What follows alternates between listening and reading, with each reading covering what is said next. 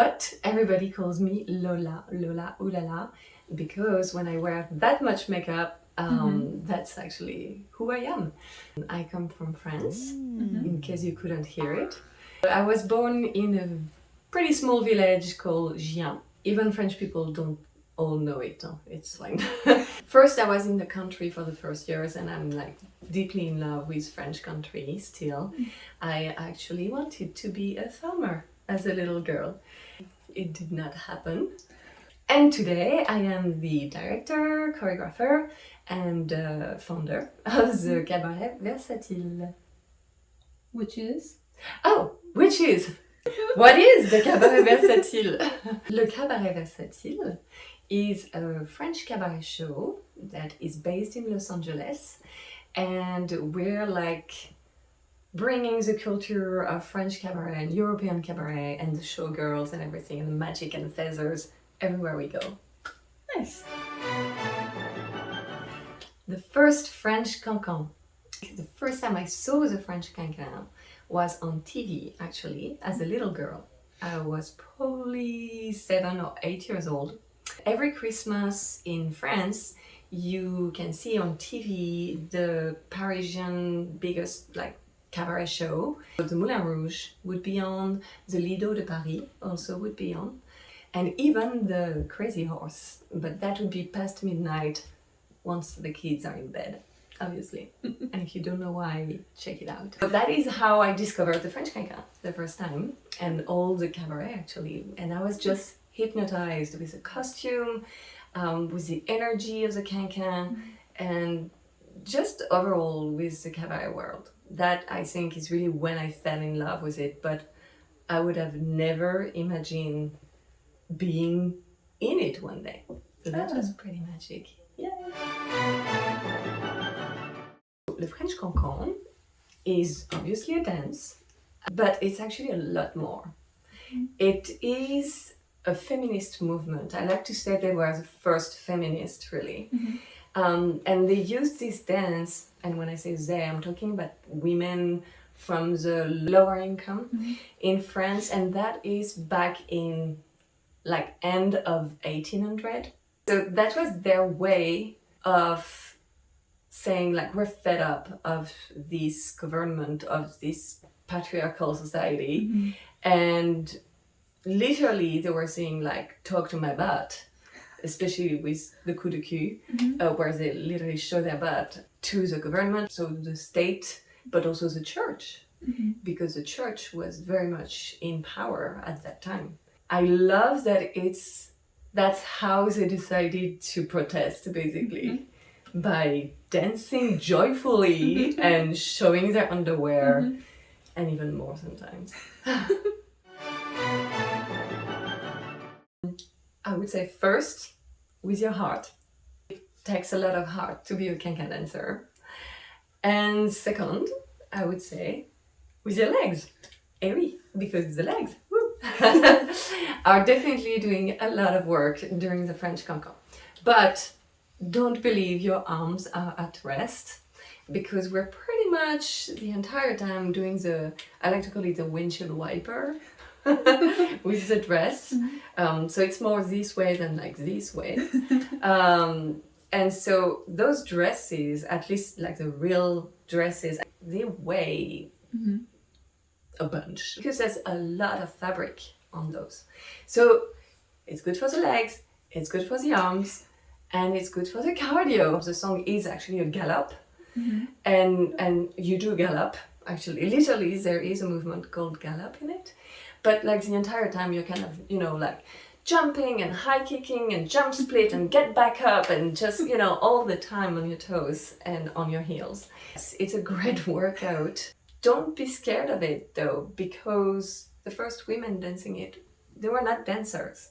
They were definitely strong women in all sense of it, but they were not trained dancer. Okay. So that's why I say, firstly, you dance it with your heart, because it's really a way of expression, more than an art of dance. Magic. Hop!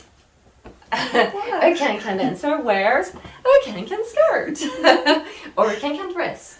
So this is when I was telling you, like, those are really heavy, because as you can see, there's a lot of ruffles. Layers. Those are handmade. I actually made them with some friends' help because, it takes a lot of time, especially because we pose the bias on it. It's really hard to find actual, real good cancan dresses, especially in America. Even in France, it's not easy to find. Often you will find those like very light fabric that are, very flowy, or like satin, for instance, a lot.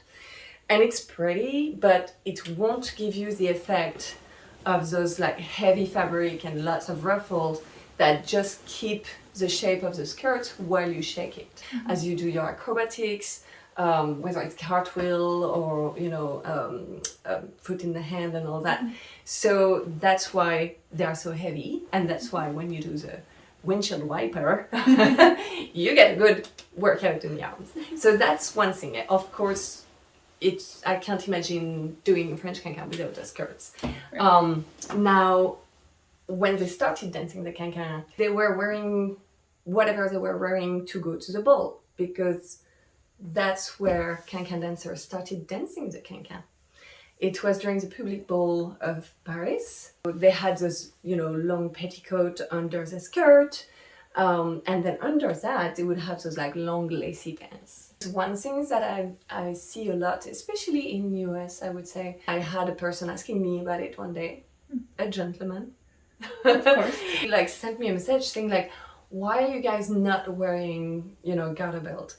And I was like, well, because originally that was not a thing they had. So I'm kind of trying to be more authentic. But it's true, it's very sexy to have like stockings with a garter.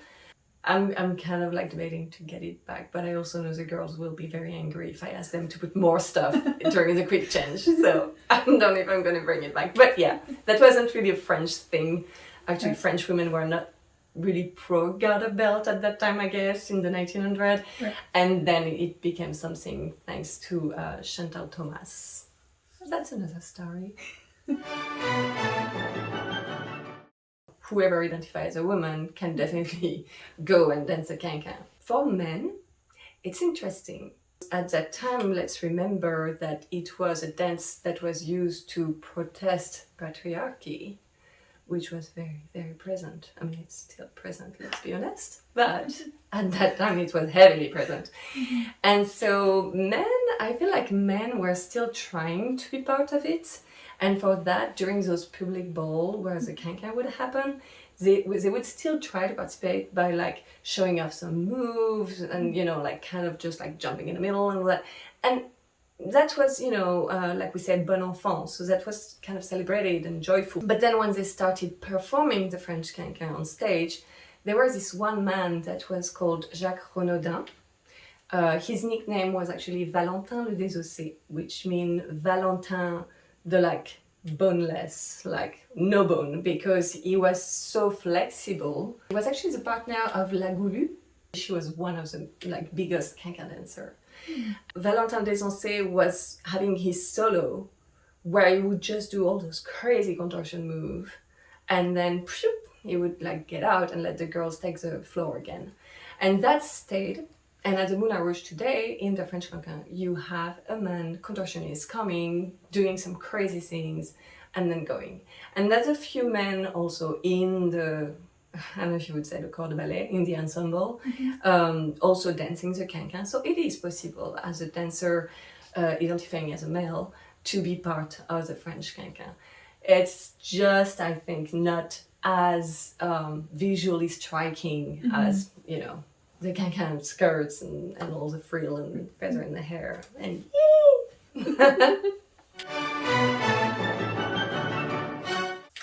why was the French cancan so scandalous?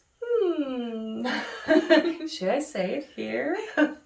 So it's something that I love to ask when we have shows, because I sing too and I MC during the show, and I always love to do a little quiz before the French Cancan to see what people know about it.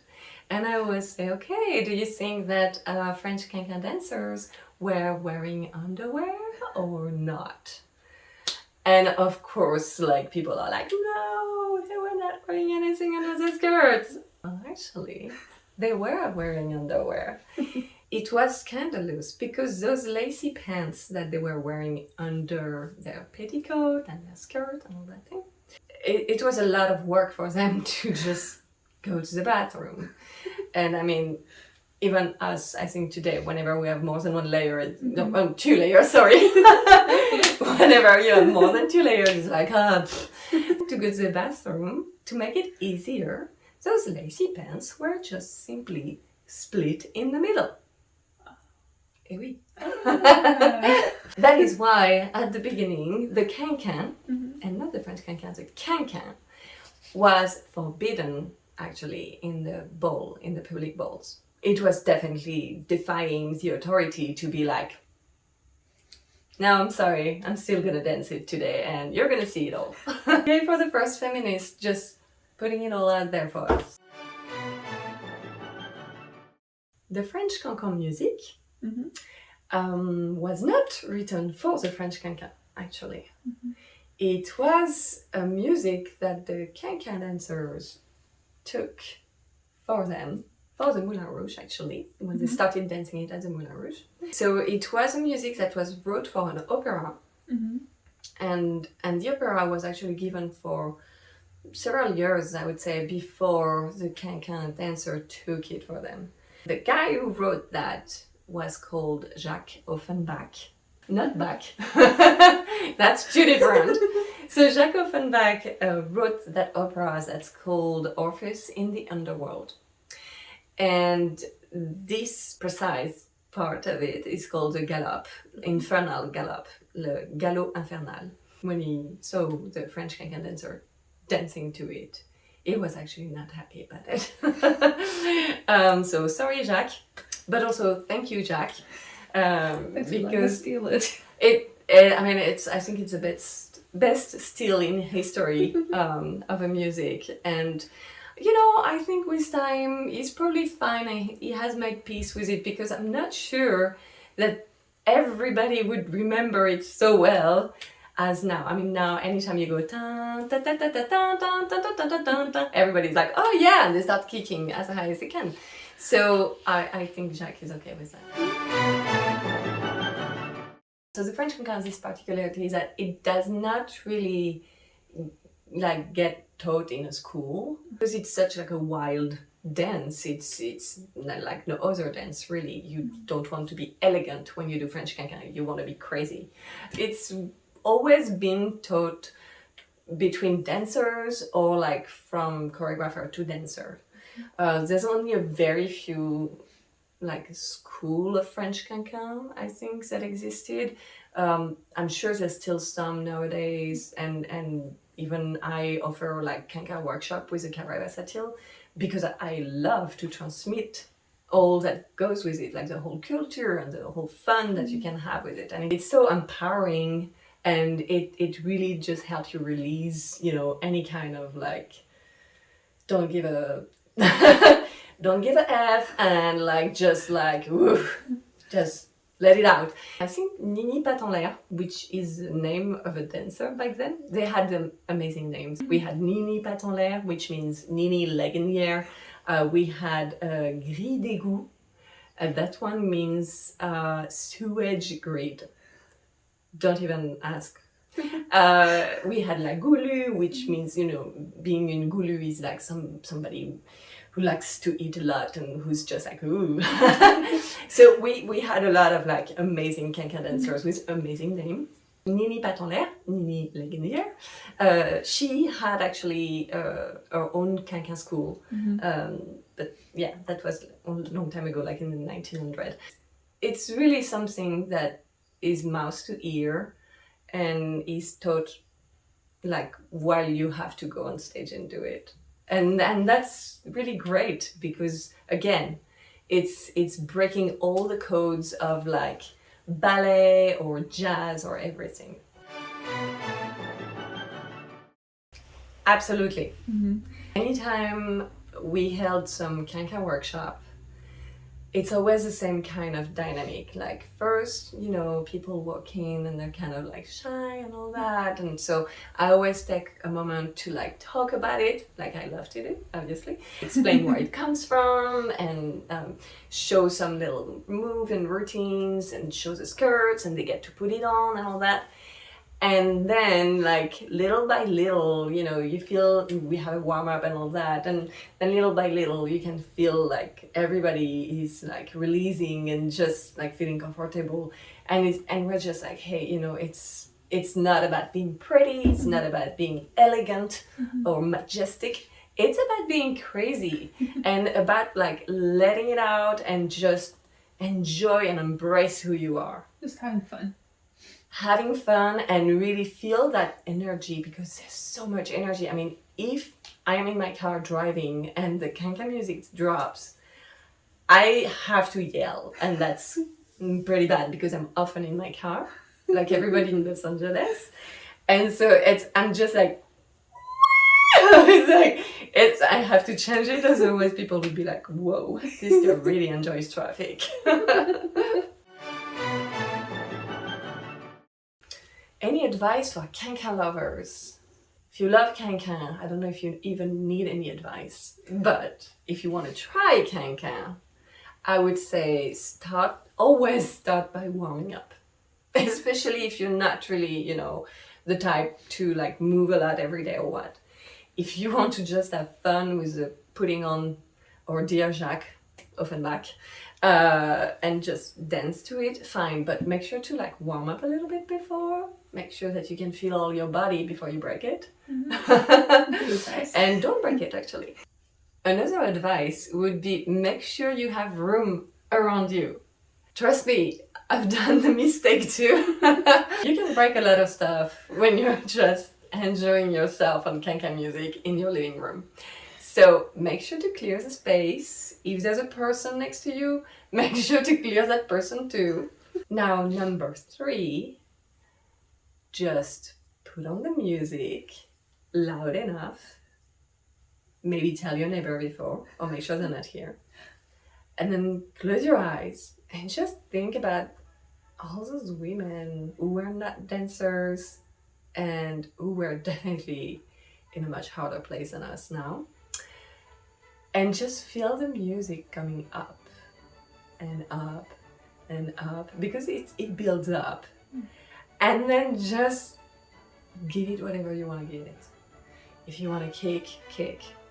Watch it not to fall back down. If you want to cartwheel.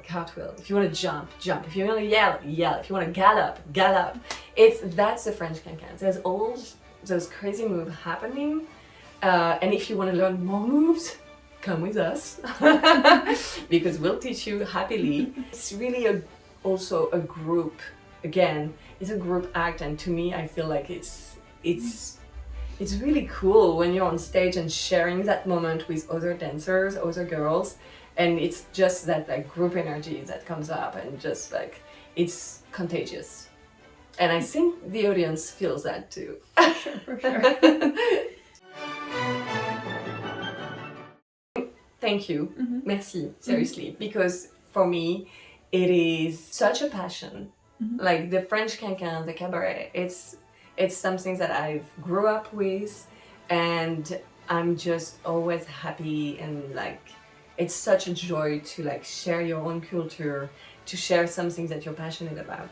So whenever I have women who come and dance with us and then are like, oh my god, I had so much fun today, I'm gonna hurt tomorrow, but that was a great workout too. And I'm just like, yeah, Epsom salt bath.